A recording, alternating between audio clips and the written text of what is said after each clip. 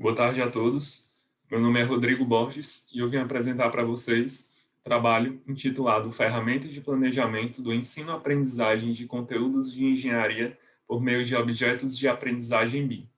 Trabalho este que está sendo desenvolvido em parceria com a professora Mariana e o professor Barros Neto, ambos meus orientadores do projeto de dissertação no programa de pós-graduação da Universidade Federal do Ceará. Inicialmente, a gente observa que o trabalho, né, ele está voltado essas três seções, né, ao campo de tecnologia, de processos e de política. No campo de tecnologia, se busca desenvolver objetos de aprendizagem BIM, que aqui pode ser caracterizado como aplicações práticas do BIM relacionada a conteúdos de engenharia. No campo de processos, se busca relacionar esses objetos de aprendizagem a usos do BIM, né, e usos do modelo, e competências e habilidades, tanto relacionadas ao BIM como às diretrizes nacionais curriculares do ano de 2019. Então, a gente busca fazer esse mapeamento. E no campo de políticas, são procurados os sujeitos que podem ser beneficiados com esses objetos de aprendizagem e com essa ferramenta, né? No caso, a gente vai identificar que são os docentes e os discentes de universidades de engenharia.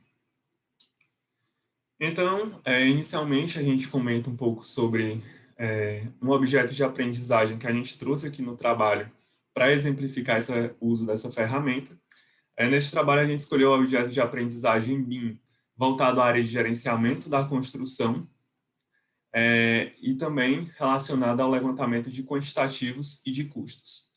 Neste objeto de aprendizagem, são utilizados recursos tridimensionais no próprio ferramentas do BIM, né, nas próprias ferramentas, como o uso do software Revit, né, e a gente observa que o uso desses recursos, três deles, eles tendem a diminuir a abstração dos conteúdos, ou seja, eles facilitam, né, a aprendizagem dos discentes quanto aos conteúdos que lhes são apresentados.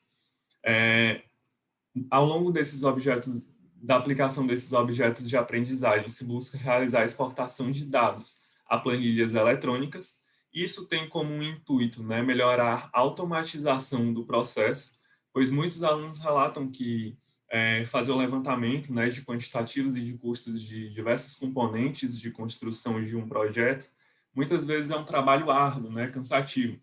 Então, essa automatização de poder extrair do próprio software, né, BIM, no caso do Revit, por exemplo, extrair as tabelas, podem automatizar melhor o processo e tornar mais fácil, né? É importante também que se trabalhe com projetos compatibilizados em BIM, né? Porque a integração entre as diversas disciplinas, como arquitetura, estruturas e instalações, elas tendem a melhorar a precisão do levantamento dos quantitativos desses materiais, né? Tende a se tornar um levantamento mais real, né? E também se busca, né, trabalhar com projetos de construção simplificados. O intuito disso é fazer com que o foco esteja realmente no aprendizado dos alunos, né? Ou seja, a escolha de um projeto de construção mais simples torna mais fácil o entendimento do aluno do que propriamente a escolha de um projeto complexo de engenharia. Então, inicialmente, né, trabalhamos no campo da tecnologia, onde são utilizadas mais as ferramentas do BIM, como o Revit. Então, aqui a gente apresenta, né, aos alunos um objeto de aprendizagem, no caso escolhido do levantamento de quantitativos e de custos. Inicialmente, se apresenta, né, o projeto compatibilizado em BIM. Este projeto, como a gente pode ver nessa gravura, ele está relacionado a diversas disciplinas, né, arquitetura, estruturas, instalações, todo compatibilizado em BIM. Em seguida, se demonstra que cada componente ou sistema de construção possui informações armazenadas, ou seja, cada componente do projeto ele armazena uma informação, né? Que aqui a gente tem o exemplo do BIM, né? Que é um grande banco de dados.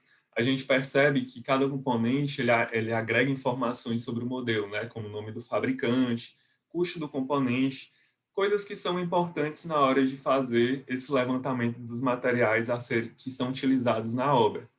Então, a gente observa aqui que nesse sistema, por exemplo, de alvenaria, a gente pode trabalhar com camadas, né, como chapisco, emboço, reboco, massa, a própria alvenaria.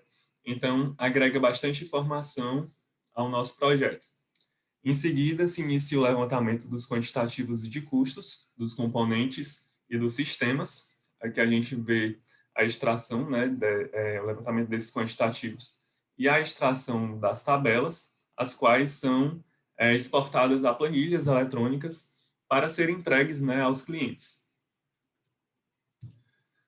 No campo do processo, né, agora, a gente apresenta a proposta, né, a gente apresenta a nossa ferramenta de planejamento do ensino-aprendizagem. Aqui a gente trabalhou com a planilha eletrônica, a qual o usuário, né, que no caso o docente, né, ele vai selecionar a área de estudo qual ele deseja trabalhar. No caso aqui desse objeto de aprendizagem, temos a área de orçamentação, e ele escolhe também um conteúdo, né, que aqui seria o levantamento dos quantitativos. Após selecionar, né, essa área, esse conteúdo, ele pode visualizar o template, que é um sistema de ideias, o qual resume o objeto de aprendizagem que será trabalhado.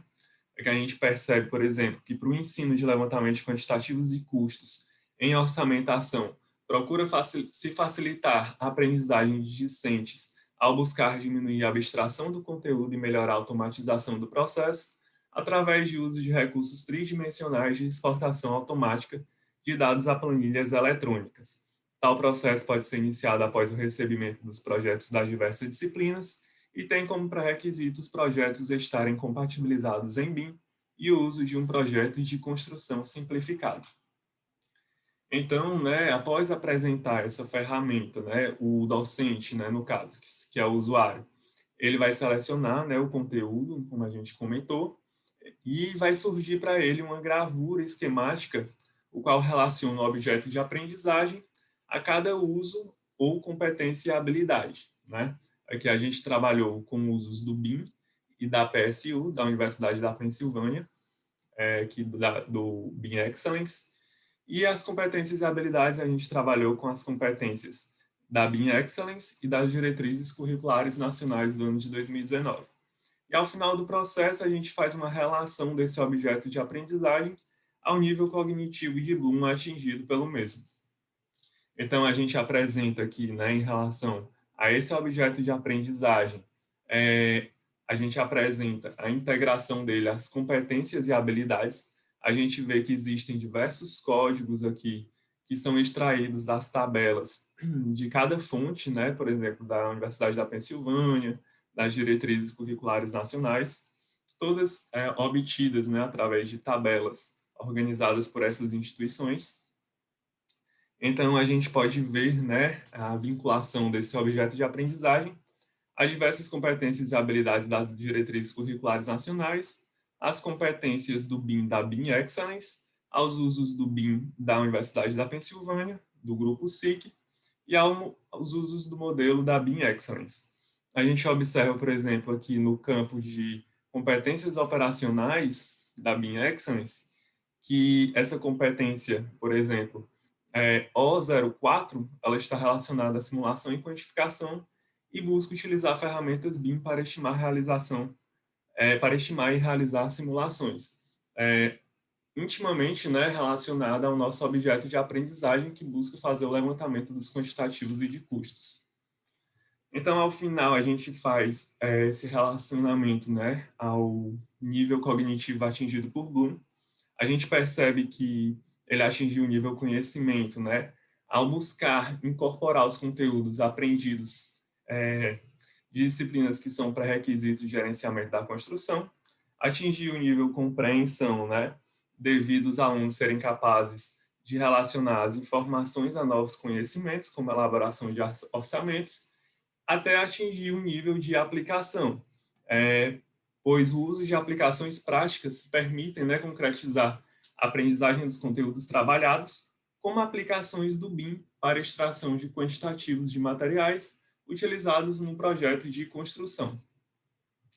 Para finalizar, né, que a gente tem o campo de políticas, a gente percebe que esse trabalho ele busca beneficiar tanto docentes, né, orientando esses docentes de extensão de ensino superior a realizarem um planejamento eficiente quanto ao ensino dos conteúdos de engenharia, e busca também beneficiar discentes, né, ao contribuir com a aprendizagem deles, bem como o desenvolvimento de competências e habilidades importantes ao seu processo de formação.